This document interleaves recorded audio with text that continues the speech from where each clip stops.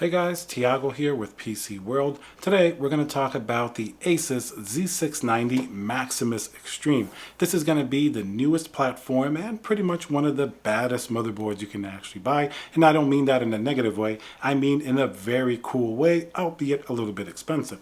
Today we're going to talk about the specs you can expect on a motherboard of this caliber, some of the features. We're going to talk about the design, including the RGB. It has a really cool OLED display that we're going to talk about, as well as value for the dollar. It's going to be a little bit expensive. Are there other options that may be cheaper? Or is this pretty much an ideal enthusiast motherboard? We're also going to talk about some things you should know before considering the purchase of such a product. So let's get started. So Intel with the 12th generation finally really strikes back pretty hard at AMD with some highly competitive products. A motherboard like this will probably fit the best with a 12900K because after all, when a motherboard is this expensive, you really need to pair it with pretty much the best that you can find. Now the tables have turned a little bit. I remember myself years ago buying the X299 Rampage 6 Extreme, which you could consider sort of like a grandfather to this type of motherboard. That was on the HEDT or the Enthusiast platform, where you could pair a $2,000 CPU to it with the 18-core 7980XC.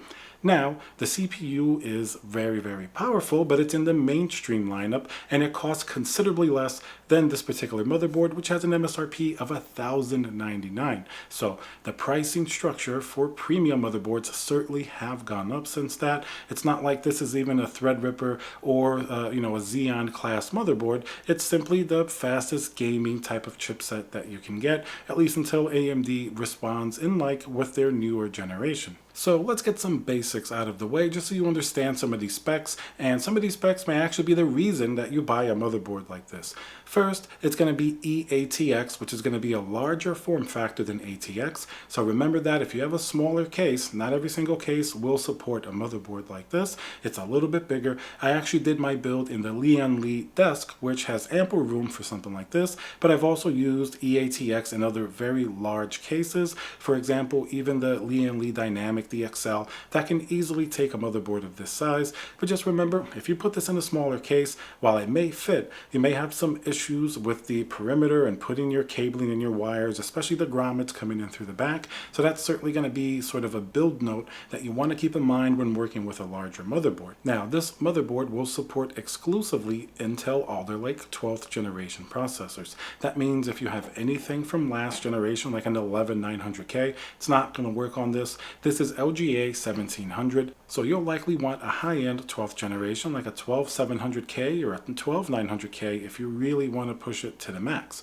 Now, one nice feature is that many motherboards of Z690 are not compatible with traditional coolers that are used to LGA 1200. Asus, and this motherboard in particular, one of the nice features is that it's completely backwards compatible with the LGA 12000 coolers. If you're going to use a water block or an AIO, it has the little holes in spacing, so that way you don't even have to use an adapter. That's certainly something very smart that Asus did, because after all, nobody wants to go out and buy a completely new cooler every time a new motherboard system comes out. You're not going to be as lucky with DDR5 because this motherboard, that's the only thing that it's going to take. Keep in mind, on average, DDR5 is still much more expensive than the DDR4, which has been around for a lot longer, and as of the current time, the performance gains you're going to get with DDR5 really aren't all that tremendous. In fact, there's another important note you should know about these motherboards in particular. If you're the type that likes to fill the 4 slots with DDR memory, you're not really going to be able to do it with mass effect on this particular motherboard. Now, while it is dual channel, if you want to put 4 DIMM sticks of DDR5 RAM on this motherboard, with 4 DIMMs, most likely you're not going to be able to hit the advertised speed. If you want to use the XMP profile in BIOS, it's going to be limited to sort of the base speed. If you do want to take maximum advantage of that expensive DDR5 RAM, most likely you're going to want to put 2 higher capacity RAM modules in here. With 2, you're still going to get that dual channel, and you're not going to have any issues with being limited to the base speed. Going further down the spec list, let's talk about another feature that will drive people towards this motherboard. That's going to be in connectivity. We're going to split this up into 2 sides. First, you have your traditional USB, USB-C. This motherboard has a lot of ports. There certainly is nothing more frustrating than a high-end motherboard with limited USB ports, and there are many that do exist that really fall short, but this one certainly doesn't. You're going to have more than enough USB ports as well as USB-C, and to make connectivity even better, you're also going to have access to Thunderbolt 4. Now, this may not be necessarily as interesting for every user, but somebody buying this motherboard, Thunderbolt 4 has a tremendous amount of applications. First, in external storage, you can get so many different drive arrays that use Thunderbolt 4, and that's just going to give you much higher speeds than USB. And if your use case calls for maybe multiple GPUs or external GPUs, you can plug in one of those Thunderbolt 4 GPUs right into the system, and it's going to work without any issue. And then, of course, the second level of connectivity is going to be sort of your networking. Now, for those that do want to use Wi-Fi, this is going to have the newer Wi-Fi 6E, and even though most enthusiasts, even up till today, do prefer to have a cabled Ethernet connection, which of course generally is going to be the fastest, lowest latency way that you want to connect. But let's face it, not everybody has their router in their home right next to their computer, and at least if you have a powerful router, something with Wi-Fi 6, you're going to be able to get a considerably better Wi-Fi performance than we've been used to during the last several years. Of course, you have both 10 gigabit and 2.5 gigabit LAN that you can use not only for your internet connection if you're lucky enough to have very fast speeds, but if your use case calls for 10 gigabit networking within your home or your office, you can certainly take advantage of that with much faster speeds. Many backup devices such as NAS, which are very important in sort of that hybrid workflow of content creators and professionals. So all of those connectivity options are a major reason why maybe this price may be worth it to you. And while of course there are other motherboards that may have 98% of the features of something like this, but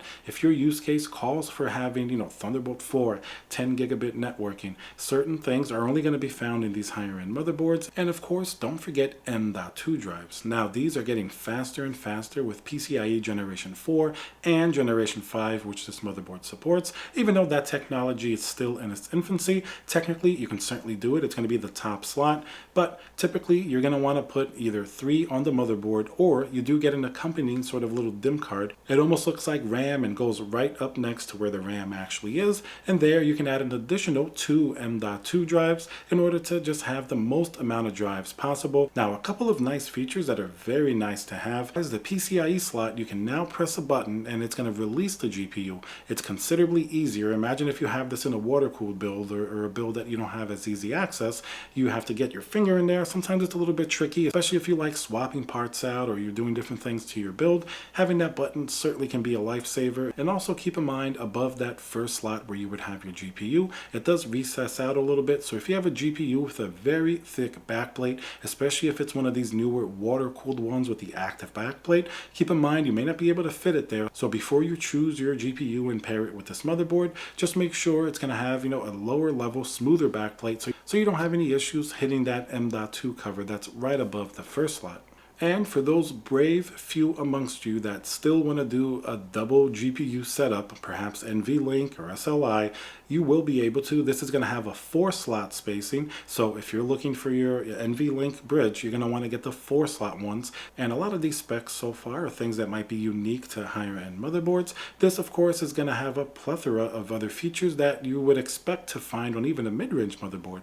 For example, plenty of fan connectors. You can set them in the BIOS. There's even the Asus software with the Armoury Crate. You do have pretty nice control. Let's talk about some of the interesting design elements. First, this motherboard is extremely heavy, weighing in at over 3 kilograms or over 6 pounds. Definitely one of the heaviest motherboards that I have ever held. Now, that gives it an extremely high-end feel. The front is full of the covers and the plating for your M.2, but it also serves as being a very impressive aesthetic. And certainly the visual and RGB effects are very impressive on this motherboard. There's something called the Anime Matrix display, as well as a 2-inch OLED. You can have everything from graphics here, or it can even display your CPU temperatures or various other things that relate to the information in your computer. Now, the features and the design I think are going to cover a lot of use cases and a lot of buyers that may be interested in a motherboard like this. Then of course, we definitely have performance to consider as well. Typically for high-end motherboards, performance becomes a little bit of diminishing returns. For example, the power stages here are more than sufficient to take care of like a 12900K. Even if you overclock it, you have all of the features that that will give you more performance, such as the automatic overclocking or a very flexible BIOS if you want to manually tinker and even overclock the CPU yourself. But I will say, for example, there are cheaper options that may perform as good or in some cases even better if you're just looking for strictly performance, such as the Z690 Apex, which is a motherboard that's geared towards CPU overclocking, and it may even perform a little bit better than this. Not that most people would notice, but you will save several $100s. Then you just have to look at your particular use case and see what features you can get with this type of aesthetic, with type of performance, that those motherboards, while they may be pretty close, it may lack something like maybe 10 gigabit networking or something like that that you really need. And at the end of the day, you may just really like the design aesthetic of what is an extreme motherboard and want to go with that. There's definitely nothing wrong with that. Very fine motherboard if you're okay with that sort of MSRP of $1,099. Since Z690 is a new platform, hopefully when the next CPU releases, you'll be able to just pop that in here. And given the caliber of this motherboard and the features, that's going to be another big advantage. It's a lot more future-proof than something that's not going to have quite the performance or the connectivity capabilities of something like this. So certainly has the ability of lasting considerably longer and well into the next generation. Alright guys, I hope you enjoyed the video. Remember to check out my review on PCWorld.com as well, and let me know if you have any questions down below.